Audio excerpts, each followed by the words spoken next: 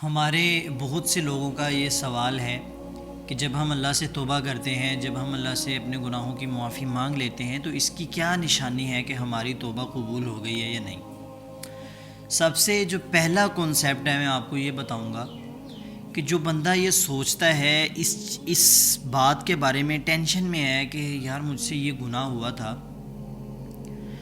کیا اللہ نے میری مغفرت کر دی ہوگی، مجھے معاف کر دیا ہوگا، جو بندہ اس چیز کی ٹینشن میں ہو تو حدیث پاک کا مفہوم ہے کہ وہ بندہ پھر مومن ہے۔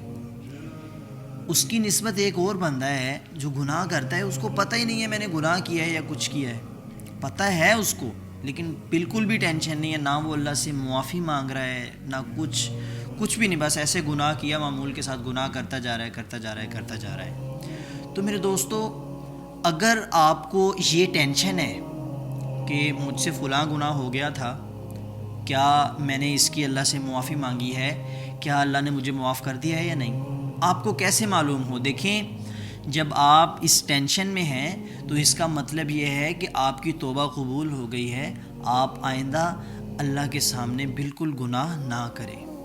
گناہوں سے جتنا ہو سکے آپ بچیں۔ اور دوسری جو بڑی ٹینشن ہے، ٹھیک ہے، جس کا ہمیں خطرہ ہے وہ یہ ہے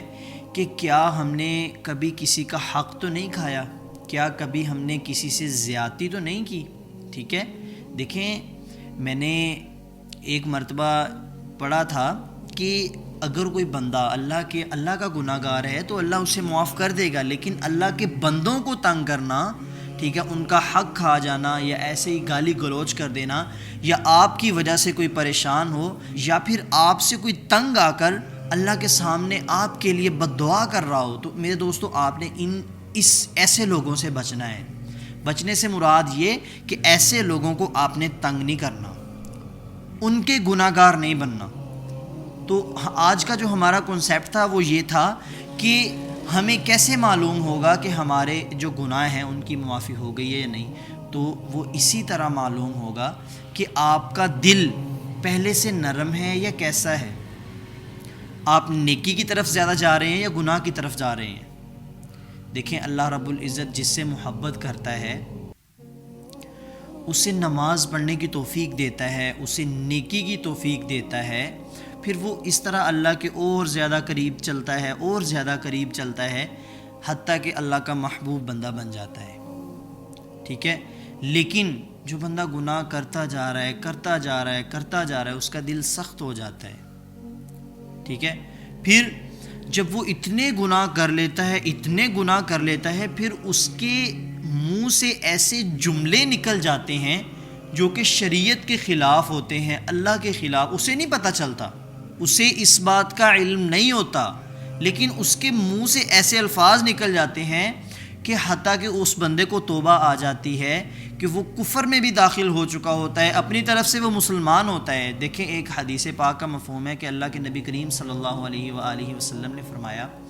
کہ قیامت کے قرب لوگ اپنی بیویوں سے زنا کریں گے۔ صحابہ کرام رضوان اللہ علیہم اجمعین، یا رسول اللہ یہ کیسے ہو گیا کہ بیوی بھی ہے اس کی، زنا بھی وہ اپنی بیوی، یہ اس طرح کیسے، یہ تو بالکل ناممکن بات ہے۔ تو اللہ کے نبی نے فرمایا کہ ان کے منہ سے کچھ ایسے الفاظ نکل جایا کریں گے، ٹھیک ہے، ایسے کوئی جملے، ایسے کلمات نکل جایا کریں گے جیسے کہ آج کل ہمارے معاشرے میں چلتا ہے نا، استغفر اللہ نعوذ باللہ، کہ کوئی بندہ کسی سے کہتا ہے یار یہ کام نہ کرو، اس طرح شریعت میں نہیں ہے، یا یہ کام کرو یہ شریعت میں ہے۔ وہ کہتا ہے کون سی شریعت کی بات کرے، لے جاؤ اپنی شریعت کو، مطلب اس طرح جو بندہ بات کرتا ہے یہ کفر کے اندر داخل ہونے کے برابر ہے، ٹھیک ہے۔ اس طرح کے اور بھی بہت زیادہ جملے ہیں۔ جیسے ہی یہ بندہ کوئی اس طرح کا جملہ کہے گا، جب یہ دائرہ اسلام سے خارج ہو گیا، ٹھیک ہے، تو پھر اس کا نکاح بھی ٹوٹ گیا۔ تو اس حالت میں اپنی بیویوں سے لوگ زنا کریں گے۔ تو اس لیے میرے دوستو، اگر آپ کو آج ٹینشن ہے، کوئی گناہ کیا ہے آپ نے، پہلے تو بات میں نے آپ سے یہ کی ہے کہ اگر کسی بندے سے، اللہ کے کسی بندے سے آپ نے گناہ کیا ہے، اس سے جا کر معافی مانگیں۔ اگر وہ آپ کو نہیں معاف کرتا، آپ کو اگر یہ ٹینشن ہے کہ وہ مجھے معاف نہیں کرے گا، اس کی آپ نے بے فکر ہو جائیں، یہ اللہ کا پھر اس کا معاملہ ہے، ٹھیک ہے۔ آپ نے لیکن جا کر اس سے ضرور معافی مانگنی ہے، یہ چیز اللہ رب العزت کو بہت زیادہ پسند ہے۔ ٹھیک ہے، اللہ تعالی ہم سب کو عمل کرنے کی توفیق عطا فرمائے۔ ایک حدیث پاک کا مفہوم ہے، آقا علیہ الصلوۃ والسلام فرماتے ہیں کہ ایک بندے کے گناہ زمین سے لے کر آسمان تک بھی ہو جائیں، اتنے گناہ کرتا گیا، لیکن اللہ کے سامنے وہ کہہ دے نا کہ اللہ مجھے معاف کر دے، میری پکی توبہ، میں آج کے بعد گناہ نہیں کرتا، تو اللہ اس کے گناہ معاف کر دیتا ہے۔ تو اللہ رحیم ہے، اللہ کریم ہے، اللہ ہمیں معاف کر دے گا،